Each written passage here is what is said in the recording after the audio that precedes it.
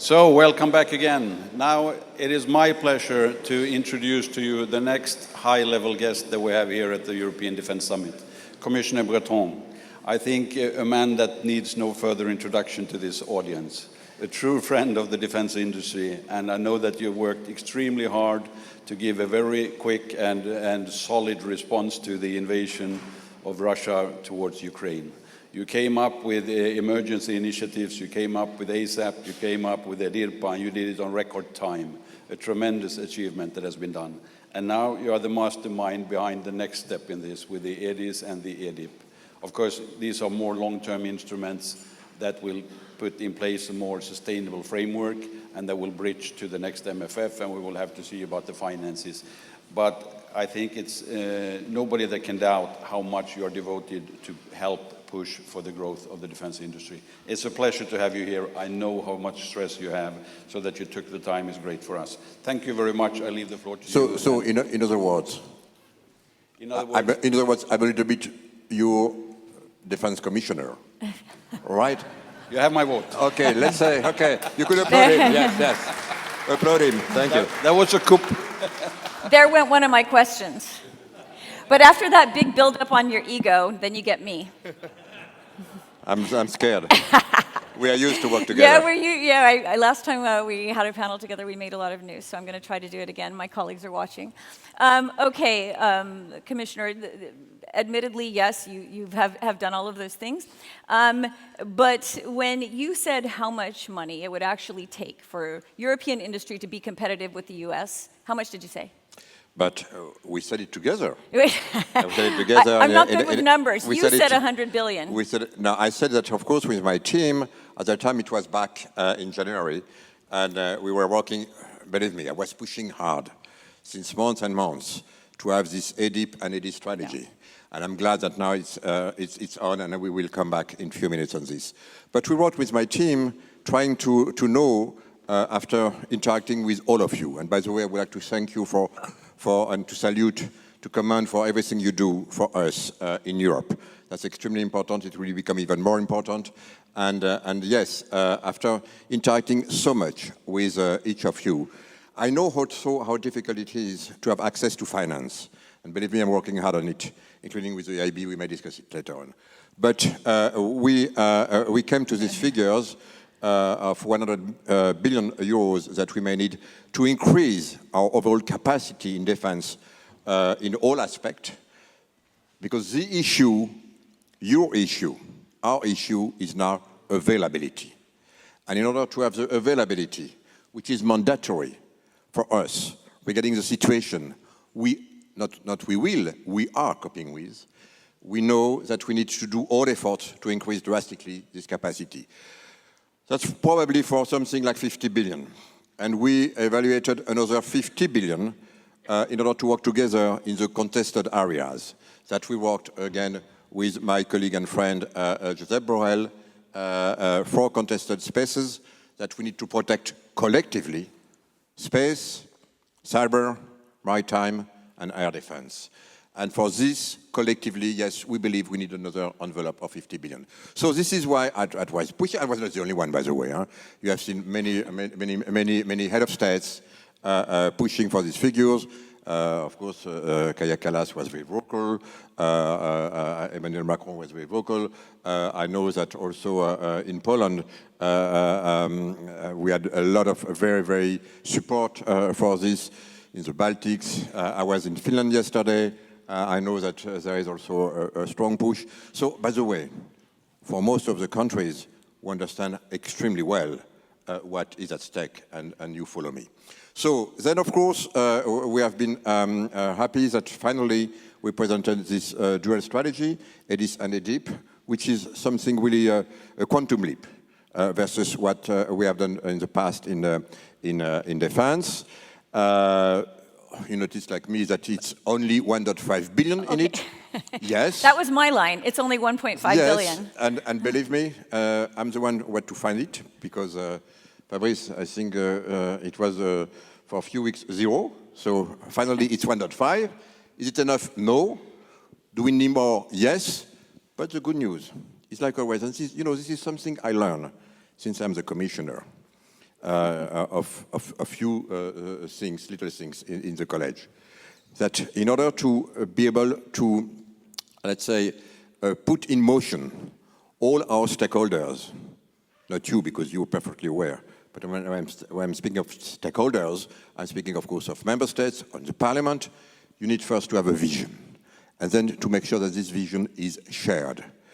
And I think this vision now is shared, and this is why I'm pleased that at the last UCO, finally, all together, the UCO has asked the Commission to come back in the next UCO, not the one now, but the next in June, with a proposal, any evaluation on what to do, how to do, with what kind of envelope, and how to finance it, and so that they will be able to decide. And this is where, of course, with my team, you could understand that we are already ready, but of course, we want to discuss now with everyone to make sure that the UCO will have a good proposal, and then, of course, it will be at the UCO level that everything will be decided. Okay, so let me come in here, because last time there was an issue about raising capacity when we talk about ammunition. You know, I'm an ammo geek. You said, I'm going to go out, and I'm going to find the capacity. I can do it. You went to every ammunition manufacturer in the EU, more or less, and said, find ways to increase your capacity. And they did. And I mean, 2 years ago, it was blamed on industry that you couldn't send more ammunition to Ukraine. Then you went and talked to them, they raised their capacity, and now you're still not sending enough ammunition to Ukraine, but it can't be blamed on industry. And I'm gonna say, I just did an interview with Secretary General Stoltenberg, and he said, there's no excuse. It is governments not offering contracts. There are no signed contracts. We can't blame it on the manufacturers. So what are you going to do on that side? Do you need to go around to some different offices and raise the capacity to sign contracts? First, I would like to congratulate, and I see a lot of faces, the one who worked together with my team to make sure that we have doubled in ammunition. When I say ammunition, it would be missiles also, but also powder, TNT, shells, fuse, everything which is needed. And I'm not the one who will blame you, like I hear sometimes too often. I'm the one to say thank you to you, because you did it. They did it. You did it. When we started this in March last year, we were producing something a little bit above 500,000 shells. I'm speaking about 155 per year. That was our capacity in Europe. I think in the US it was around 300,000. It means, by the way, that we didn't anticipate this kind of new conflict at our doors. When we started, and the UCO took a decision, and I think this is where I may need to have a little more talk with my friend Jens. The UCO didn't decide to give 1 million shells in 1 year.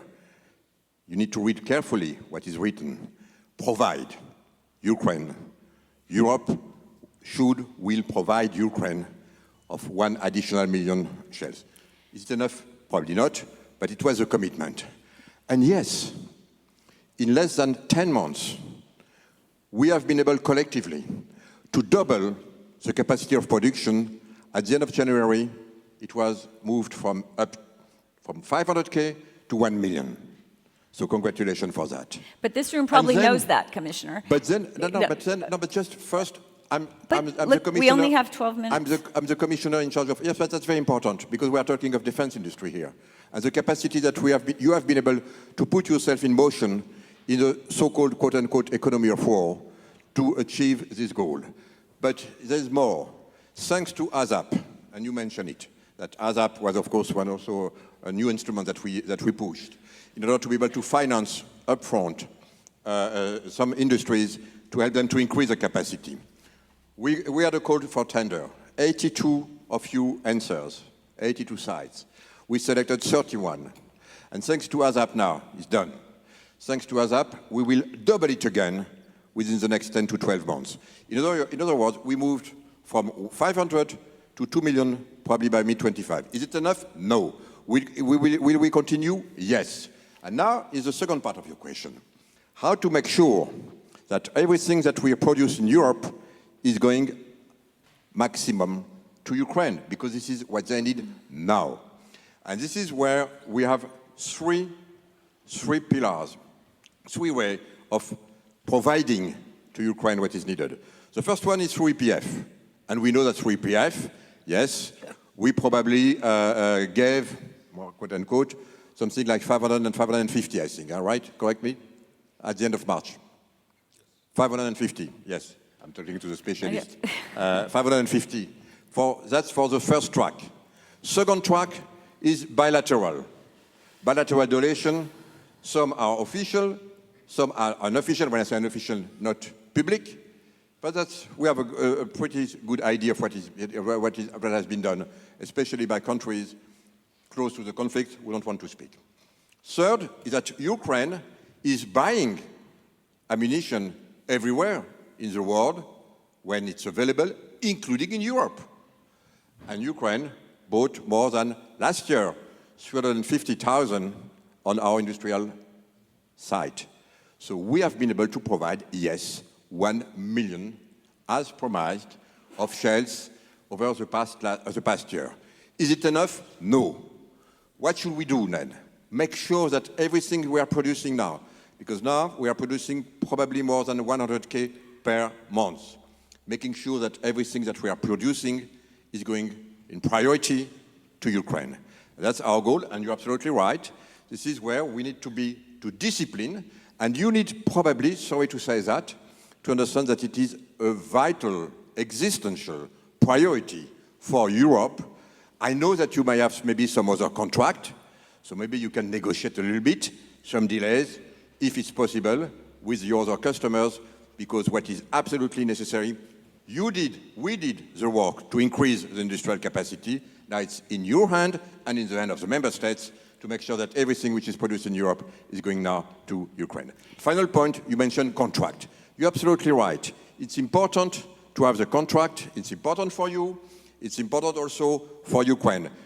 So we understand also, and I was yesterday in Finland, I was discussing with the Minister of Defense of Finland, and also with the President. I will be in Italy, General, tomorrow. I will be in Slovenia Friday.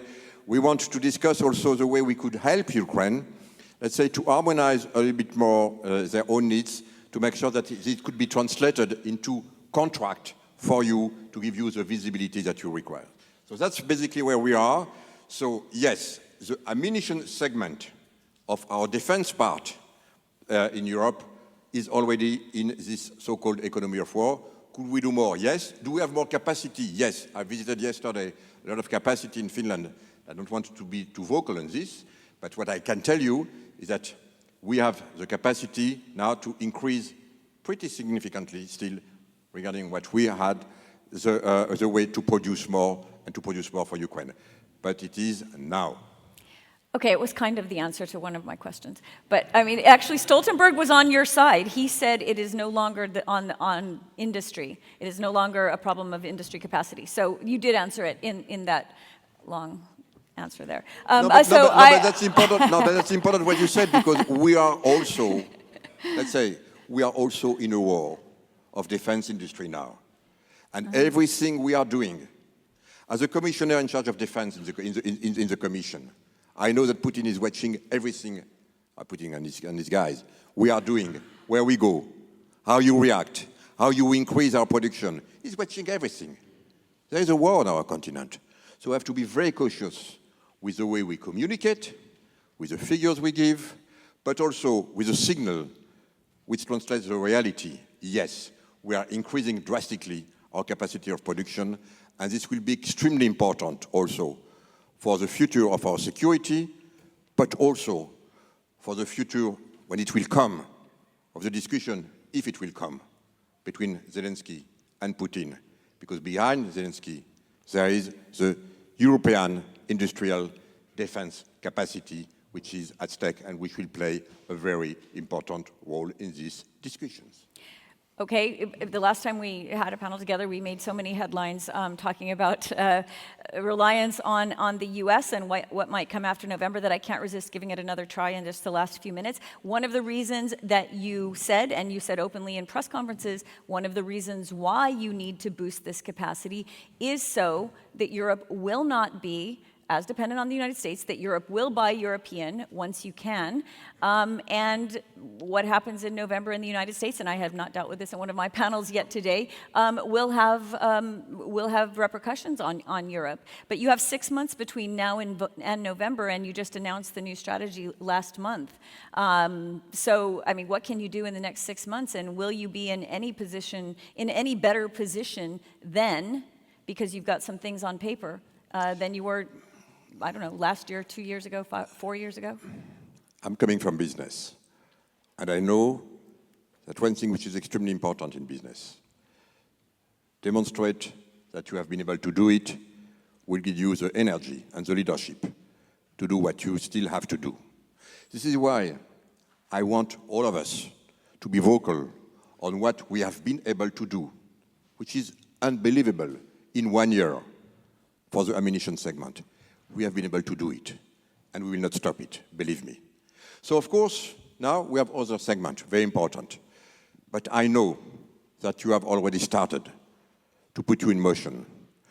And of course, in order to do this, now we have the vision, which is our strategy that we expressed, but you already started to implement it, because I'm going on the ground every day. So I know that you started, you didn't wait. And I'm grateful for that. And again, there's a signal also that we send.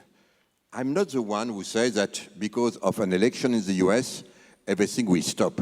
It's not true. In the previous administration, I worked pretty well with the Trump administration. It was my mission, it was my job. And my job is not to select who has been selected. My job is to work with them. I know how to work with Republicans. I know how to work with Democrats. That's my job. And we will work with them, believe me. I have no doubt. Okay, maybe it will be different. Maybe the style will be different.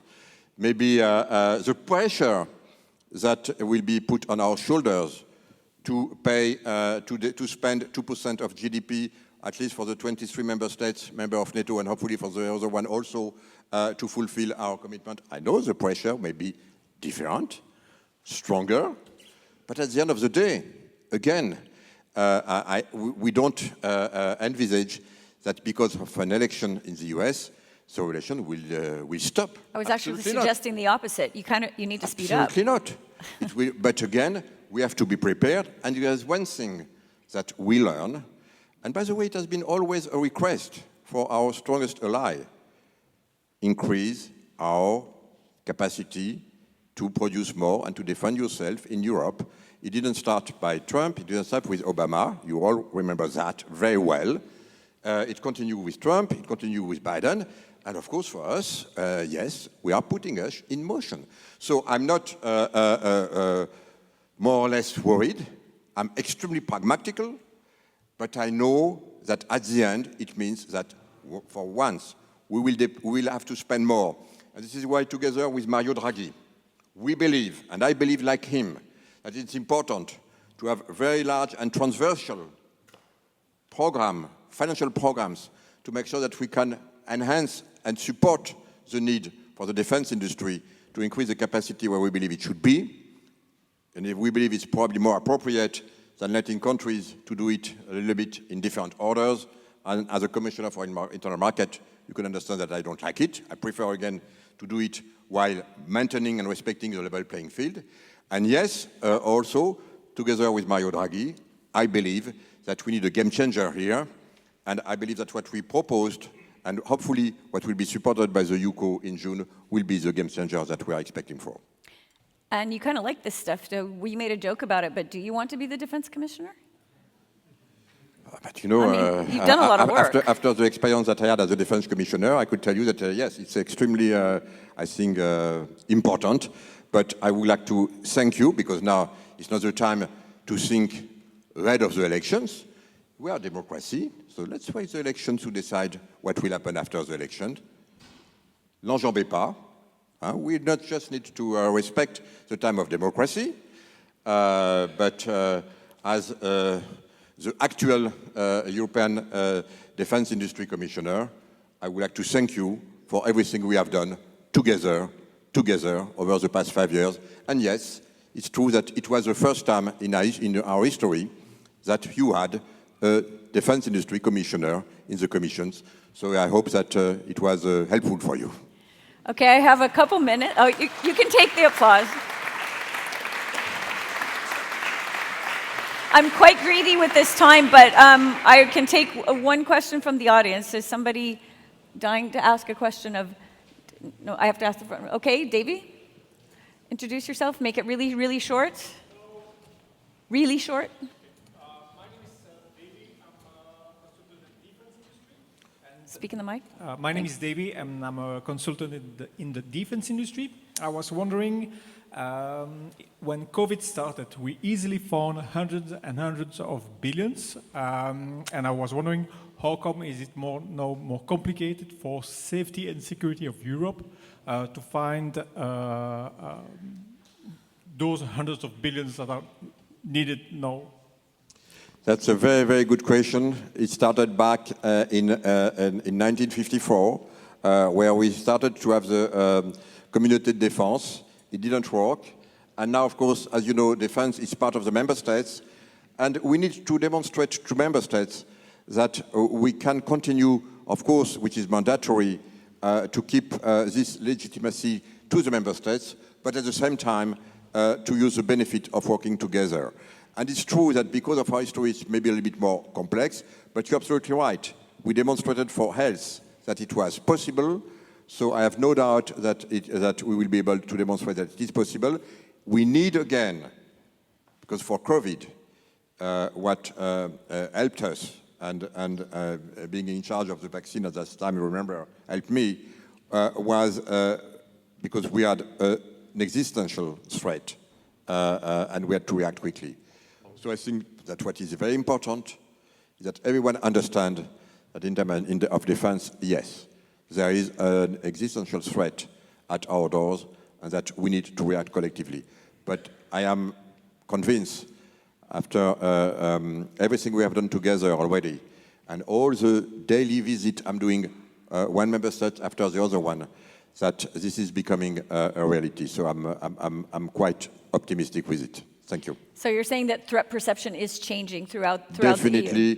it's true. It is changing everywhere. Of course, with a different, let's say, magnitude, of course, regarding your position, your history, or whatever. You could easily understand that. But yes, it is changing everywhere in Europe. And you know, and I will conclude by that, the fact that we have been able to get the support from the 27 member states and also for the European Parliament, which voted by more than 80% of the support to give me the capacity to use public money to invest upfront in ammunition factories. Believe me, I never thought in my life that this will be possible 3 years ago. I never thought in my life 3 years ago that Finland and Sweden will become NATO members. So yes, things are changing. Thank you very much. Okay, thank you very much, Commissioner.